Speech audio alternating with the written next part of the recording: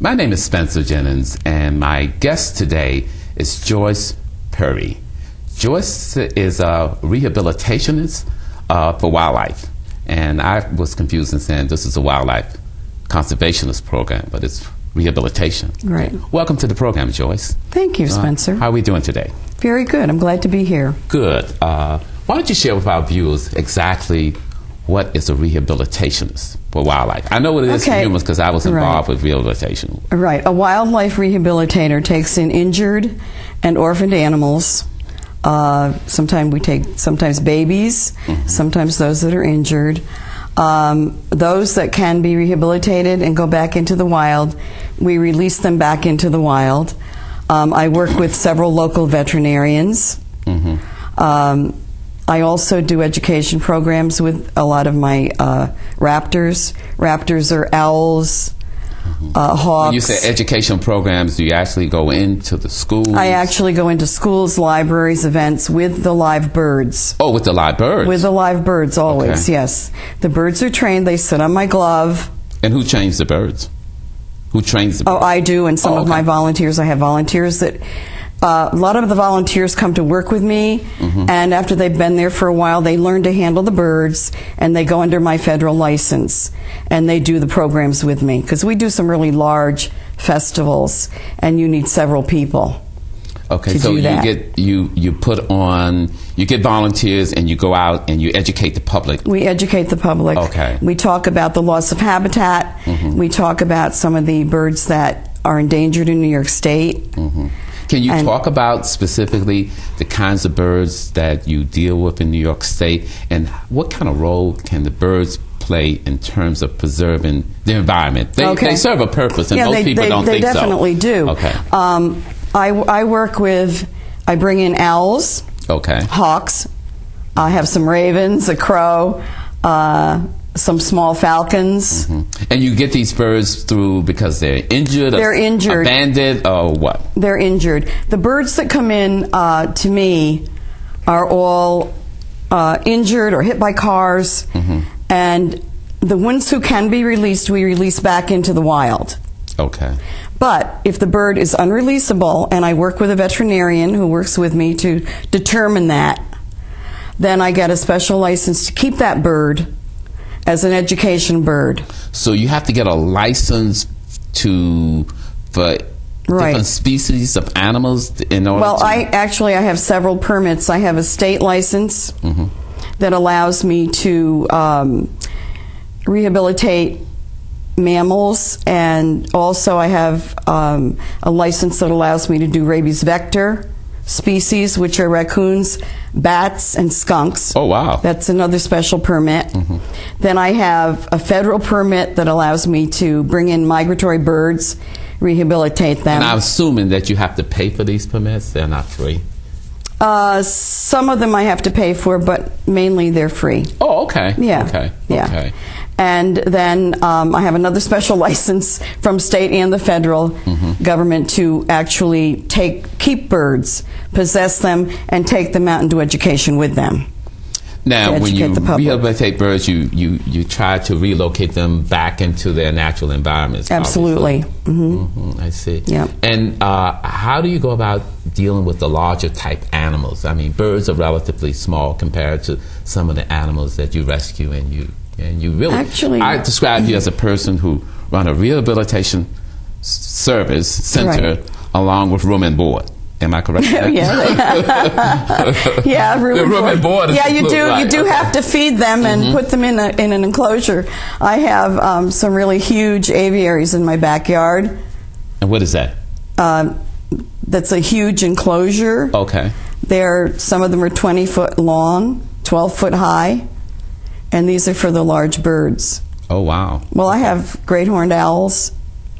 So it seems to be that most of the animals that you are dealing with now are birds, right? Because I know in the past you had talked about raccoons. I don't think you had a bear yet. Have you ever had a bear? No, that's another special license. But I do. Right now I have a porcupine that came in with mange.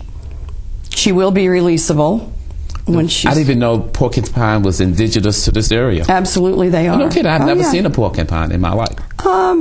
You probably won't unless you're out somewhere in the woods where they have dens, like in the Catskills or up in Bern. There are a lot of porcupines. Okay. I have a vulture right now who's very interesting. I have never seen a vulture. Next this time you come back, you have to bring some. I would love to bring the birds. Absolutely, I would love to. Yeah. I'm pretty sure the viewers would like to see them too. And I have owls, I have hawks, I have all kinds of different birds that we take in. Right, I did do baby raccoons this year. Okay. When someone brings you an animal, generally, is it because it's injured or because... It's injured or orphaned. Orphaned right. Also. Mm-hmm. The babies are usually orphaned. The mother gets hit by a car. Unfortunately, people have the raccoons trapped out of their house in the spring. And guess what? The babies are left behind. Oh. So then we get the babies. Okay. Mm-hmm. Yeah, and I'm very much against them trapping out. Well, I know you probably, and I know how you feel about right. animals, and that's a whole different discussion right. about hunting and versus. Well, if you have a raccoon in your attic, there are other things you can do besides trapping the mother. Oh, okay. And if you deal with a good nuisance wildlife person, they will make sure they get the babies also. Mm-hmm. So if someone has a problem, do they call you? As far as rescuing an animal from someone's residence or home? No, I don't have a nuisance. You have to call a nuisance wildlife person. Okay. But we can direct you to one that won't kill them.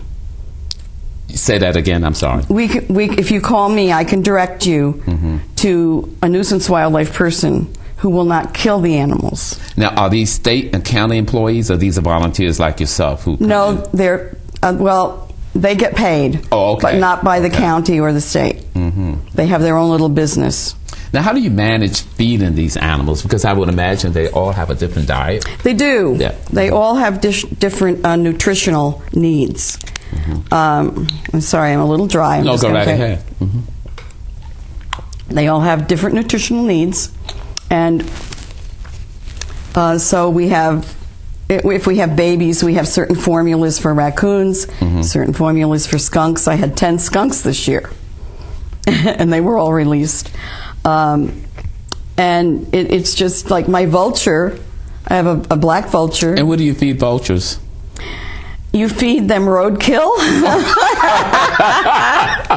Well, is that inexpensive that you don't have to purchase that? I have a friend who brings me roadkill. Oh, gee. You know, other women get flowers. I get roadkill. So you're telling me, I saw a raccoon along Crumpkill Road earlier today, so I should have packaged that and brought it to you then. I don't feed raccoons because they could have some kind of a disease. Okay. So it's only certain things. One of the things that But he also eats whole chickens. I buy him chickens. Purdue? Yeah, sometimes if it's on sale, he gets Purdue. Only the best for my vulture. And he likes his food to be a little bit spoiled. Okay. Yeah. But if you eat roadkill, you can eat anything, right? Okay. Right, exactly. So, in terms of medicines and stuff like that, I would assume these birds are injured. Right. They receive medicine. I work with several local area vets. Mm-hmm. And who pays for that?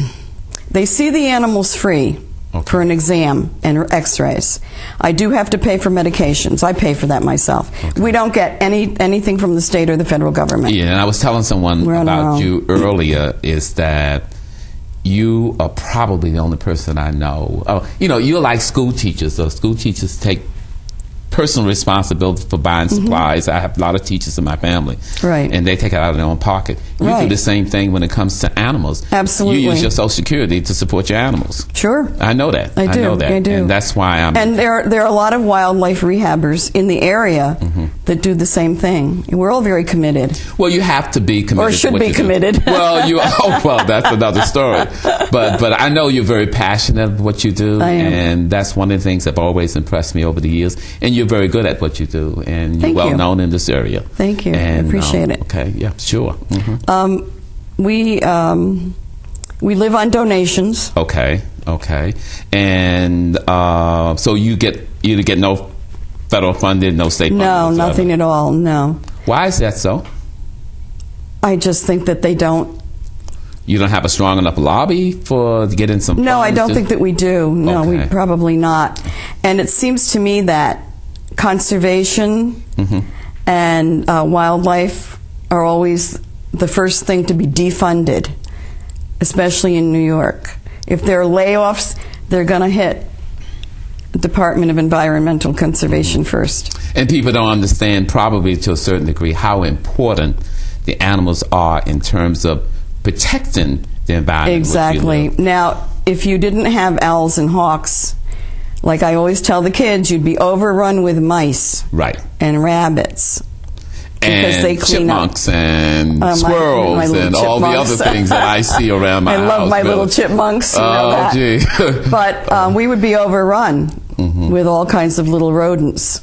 And I think also I've read someplace, and I'm pretty sure there's been documentation of that, is that you can actually look at the animal environment and determine how there's impact on the pesticides, all those things that we used to use when animals consume that. Obviously, that's a sign for humans to say, well, you know, it's out of control. Exactly. You're right now. Your American kestrel, which is a small falcon, their numbers are dwindling, and it's because of loss of habitat and pesticides. I always tell people, please don't poison the mice, trap them. Because if you poison the mice, they're going to go outside and some animal is going to eat them. And then they consume the poison itself. I guess and then they're going to die from it. Well, I guess the expression is you are what you eat. Right. Really, it's true. Exactly. Exactly.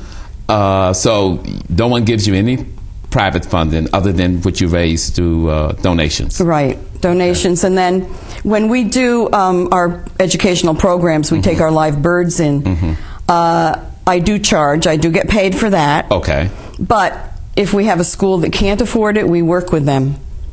I don't like anybody to be left out because I think the education is so important. It's so important, yeah. It is. And I think probably, I would imagine the younger kids are really in awe as they bring in animals. I know they love it. Yeah, they love it. Oh, especially if the animal does something like fly away on me or do something bad, then they love it.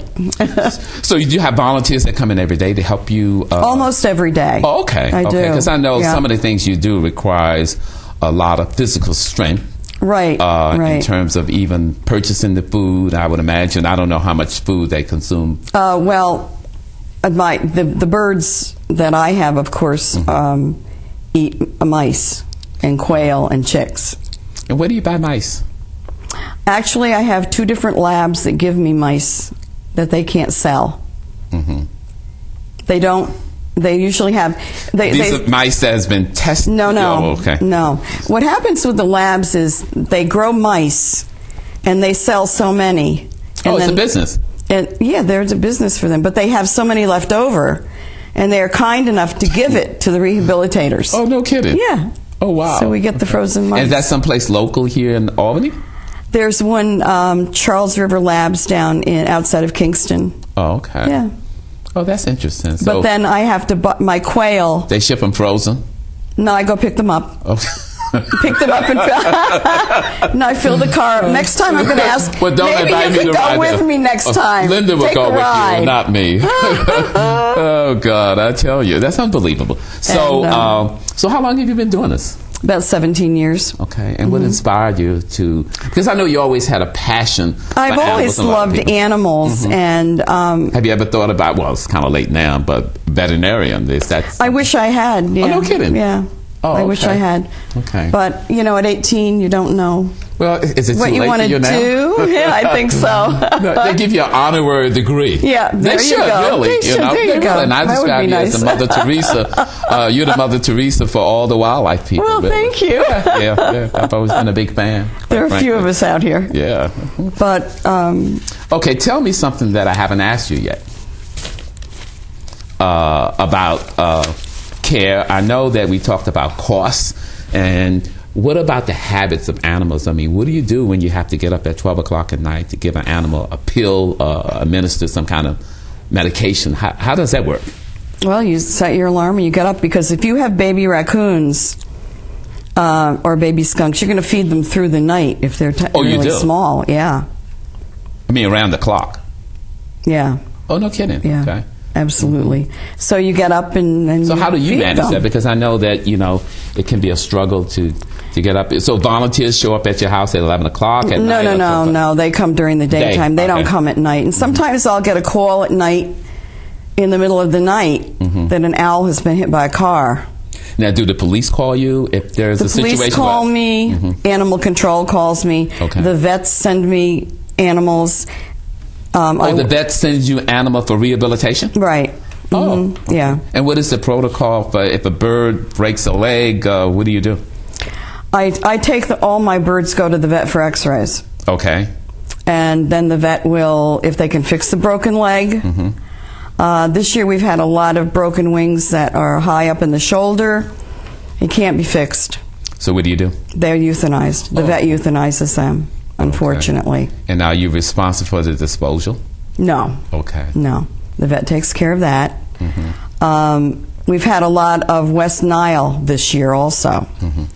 Okay. Yeah. And working with the schools and your educational program, do you visit the high schools? They call you upon. Tell us a little bit more about your educational program. Okay. Usually, now that I've kind of gotten more popular and people know about me, it's word of mouth. Various schools call me, libraries. I get big events. We've done some events. We did a day at the Altamont Fair this year. I was going to mention that. I was going to say that's a great place to attract people. You can display all your birds out there. We did, and then we put out a donation can, and people give us donations. We did the Halloween parade in Saratoga. Oh, that should have been fun. It was fun. No kidding. Yeah, a lot of kids. So what did you do? You take your animals with you? No, we were set up at a table when they came through to get their candy. So we talk about each bird separately. And how important they are for the environment, loss of habitat. Right now in New York State, I have a short-eared owl. Okay, that actually I got from Utah. Because I couldn't get one here, and it was so important because. But would you release that owl here? No. You have to go back to Utah. No, it was an injured owl. Okay. And the facility in Utah was looking for a forever home for it. For education. Okay. So that's how I found it. Okay. Impossible to get one here. The short-eared owls come down here in the winter, and they like the big grassy farmers' fields. They are endangered in New York State because of loss of habitat, because of the development. Okay. Also, the barn owl is probably going to go, at least on the threatened list, maybe endangered. We're losing the barns. We're I was going to say, because people don't have bombs anymore, you're losing the bombs. Right. But what about your outreach programs? Did we cover that?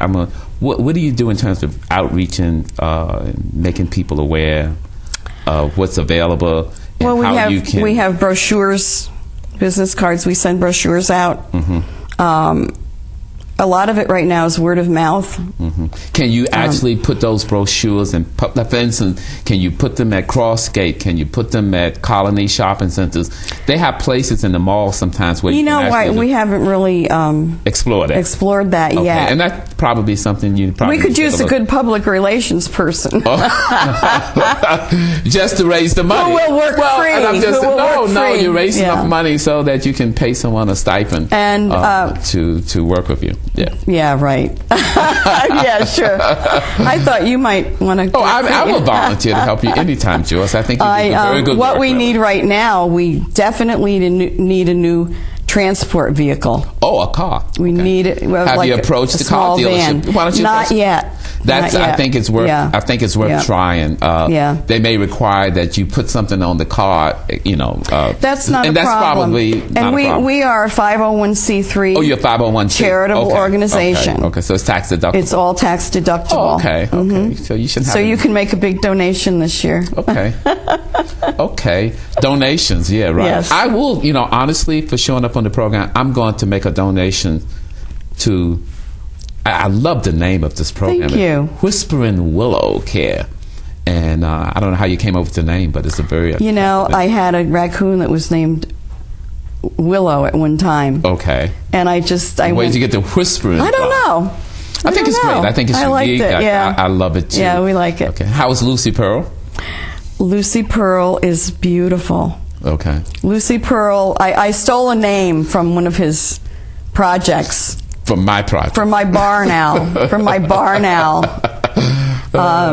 She's so beautiful. Mm-hmm. And again, someone want to make a donation, how do they make it? They can make it through my PayPal account. Okay. Or they can just send it directly to me. Is there a limit in which people can donate? No. No limit, Spencer. Gee. Well, we certainly going to encourage people because we think you do excellent work, Thank Joyce. you. And I think, really, honestly, I say to people that if you be good to animals, then animals will be good to you. And that's really my motto. And I think you've done a fantastic job. Thank you. And you're unique. It's unique to you. You were born to do what you're doing. I think so. We've been blessed. Yeah, it's like a calling to me. It is. It's and I think life. Everyone has a calling. It's I haven't my figured life. out mine yet, but everyone has a calling.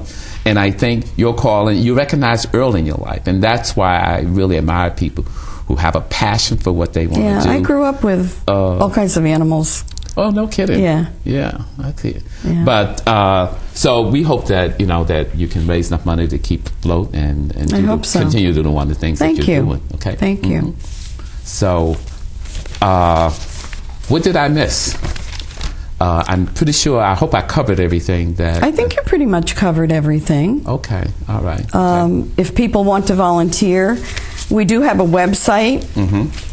And we is also, that amount of time in which, if someone say I can give you a day, is that... No, we're very flexible with our volunteers. With yes, yes. Okay. Yep. Mm-hmm. If you come, I have a crew usually on Saturday, mm-hmm. but if somebody can't come, they can come Sunday, or they can, Okay. We're very Okay, so you're flexible. saying as a volunteer, you can show up and the time is flexible?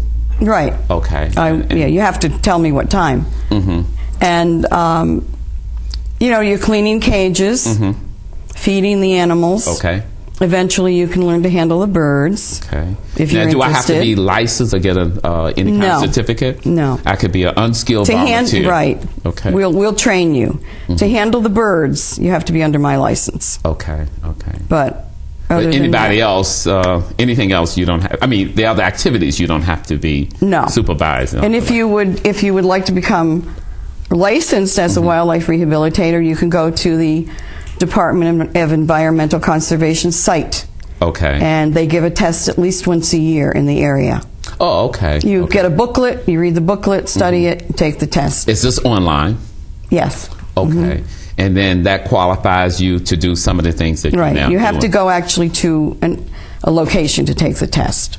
Oh, you have to go to a physical location. Absolutely. So I can't sit on the internet and... No. They haven't gotten there yet. Okay. No. Mm-hmm. No. They don't want you to cheat. Where is the wildlife preservation? Where is the wildlife preservation? Me? Where am I located? Mm-hmm. Yeah. Where are you located? It's a Schenectady address in Guilderland on Carmen Road. Okay. Do you know the address offhand? Yeah, 3558 Carmen Road. Okay. We have a Facebook site that is very active.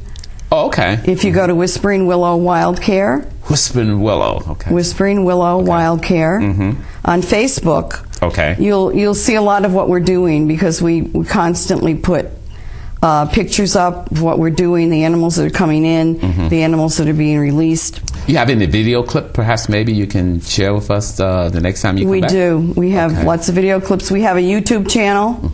Oh, you have a YouTube channel? Yes, we do. Mm-hmm. Whispering Willow mm-hmm. Wild Care. And what are your favorite animals? I know you have you're talking about birds, so I assume birds are one of your favorite species of animals that you enjoy working with. There's nothing wrong with it. So hard you don't to work with raccoons anymore.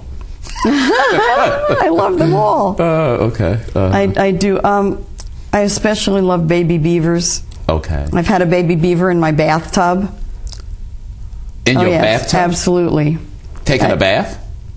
Yeah, you have to swim them. You have to swim them after they eat. If you have to swim them several times a day after they eat. Oh, I didn't know that. Okay. I've had a grebe. Now, where do they go to the potty? Where you said that you actually live in your bathtub, or you just put them in your bathtub just for a swim? They have to swim and go potty. And where do they sleep? Where do they sleep in a little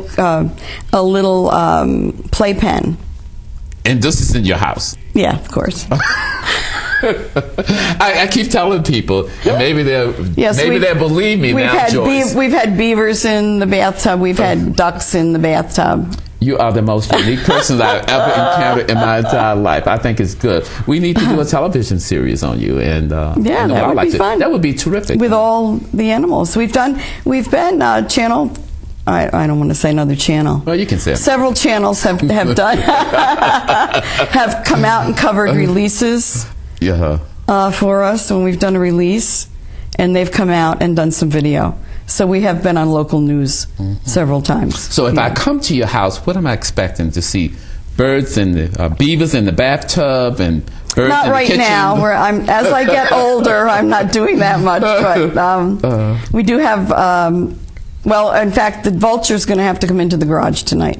It's too cold for him, and we don't have a new cage. We need builders. So you need money so that you can buy food. You need to expand your hospitality to the animals by building probably some kind of outbuilding behind your house where they can... We have lots of them, but we need more outbuildings. We need builders. Okay, but you have land, but you need more building structures, that is. Okay. Right. Well, we only have an acre. It's all shoved into 1 acre. So these animals are not allowed to roam around freely because I don't know if you have fences. No, of course you can't do that. No. Oh, okay. No. Many of them are injured. That is true. Right. So that is true. So required. We'd love to have 100 acres. Well, who knows? Someone may decide we'd love it to help you out on that area, really. But that is terrific, Joyce. I can't thank you enough and can't mention enough for the service that you provide to the community. Thank you. And I again want to thank you for coming in, and thank you for having me. That it's been a pleasure. It was difficult getting you here. I've been asking you to come for some time. But we hope that the donations flow in, and that you can continue to do the things that you're very passionate about. Thank you. And things that are necessary, because I say again, we need good conservation wildlife. We do. Okay? We do. And I want to thank you for coming again. Okay? You're welcome. Okay. And to the viewers out there, I hope that you enjoy the program today. Joyce is a terrific person, and she has provided some insight in terms of how we can protect the environment. And those people who feel to give a donation to Joyce and let her continue to do what she's doing. Thank you. And for you out there, I hope you enjoy the program, and I'll see you next time here on ION. Take care.